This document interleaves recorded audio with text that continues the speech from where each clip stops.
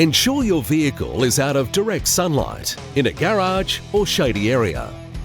Start from the lowest point of the crack slowly and smoothly inject the resin into the crack. Never leave any air pockets in the crack, as this will affect the end result. Check the damage at a 45-degree angle to ensure the crack is completely clear. To help this process, heat may be used using a hairdryer or cigarette lighter to expand the glass. Apply more resin onto the repaired crack and cover with the curing strips, overlapping them if necessary. Do not apply any pressure to the windscreen, as this may force air back into the crack. Then, expose to direct sunlight for 10 minutes. Remove the curing strip and then scrape away the hardened excess resin with the razor blade provided. Your permanent repair is now complete.